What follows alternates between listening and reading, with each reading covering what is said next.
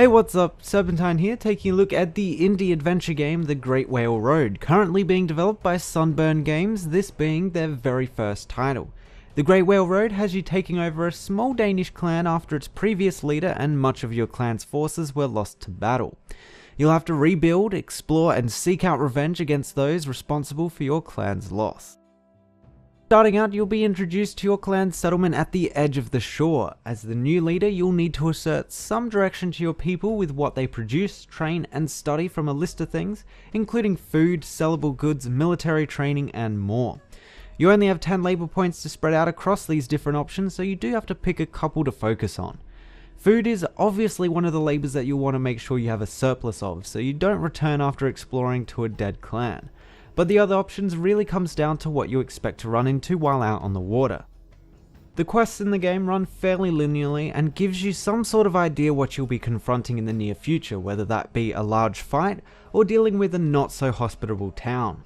You'll remain with your clan until the winter comes, tending to numerous random events occurring that will need your direction. Your decision could have you earning an extra couple of silver here or there, or could have a deadly disease spread throughout your town, decimating its already low population. Once you're done with upkeep of your village and winter hits, it's time to pick your best warriors, fill your ship with provisions, and head out onto the open sea. Much like the village, there will be a couple of random events to deal with while traveling, which have the potential to cut your journey very short if you pick incorrectly. As you travel around, you'll also come across various towns and settlements in which you can rest your heroes up, hunt for food if you're running low, and trade with the locals. These towns are where you'll find a lot of weapon and armor upgrades for your crew, so it's worth stopping by just to simply check what the local blacksmith has in stock. Also, by spending the night, there's a possibility to overhear local rumors that may lead to additional quests for you to complete.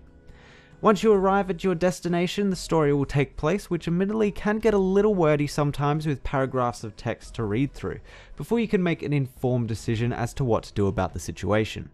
The warriors you've brought along will also interject some words of wisdom, or lack thereof, to help you in making your decision. It seems that it's most beneficial to pick the active options rather than being reserved, as you can miss some pretty interesting information about exactly what's going on.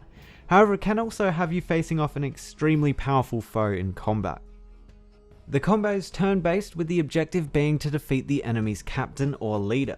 The board starts off with just 2 units, both forces leaders, but when it's your turn you can add more to the board from the selection of warriors that you decided to bring along before you left your village. Each warrior is designated a role between attacker, defender, and support, and each comes along with a loadout of 3 ability cards called War Cries that can be used during combat to give slight bonuses to attack strength, defensive power, and more. These ability cards are balanced around the amount of turns that have occurred during the fight, only allowing you to play 5 cost cards on the 5th turn, for example. The warriors themselves also act as cards in combat that have to be drawn to be able to play on the field. The actual combat though is a little bit simplistic and is a part of the game I really hope they expand upon, as right now, each combat feels just like the last, with no real change in strategy and lacking that fantasy element of magical abilities that's so often seen in games like this, relying simply on weapon attacks that have a chance of maiming the enemy. But even then, the maiming is disappointing, with simple movement decreases that on a small map doesn't really matter all that much, or having their shields rendered useless, which can be somewhat beneficial. They are kind of hamstrung here though by the fact that the game is based around the real world and its history. They do have plans though to add character abilities, so hopefully that makes the combat a little bit more interesting. Also, currently losing a battle doesn't really affect you all that much, just requiring you to rest for a couple of days to get back your warrior's health. Other features of the game include 4 different campaigns that you'll be able to play through, including Northumbrians, Franks, and Picts, with only the Danish campaign being available on early access release, with only about half of it being playable as well. Besides that, other features that will be coming to the game include the ability to upgrade your ship, a revamped trading system which hopefully puts a little bit more importance into the whole system, and a difficulty increase. Altogether, The Great Whale Road is a heavily story-based adventure game that should suit traditional RPG players with various choices and outcomes. The combat is a little bit disappointing, with small battlefields in almost every fight feeling just like the last, a drawback of keeping true to history. If you're looking for an interesting text-based story with dashings of management and combat, then The Great Whale Road is worth checking out. However, if you're expecting those secondary features of the game to be really in-depth, they aren't quite there yet.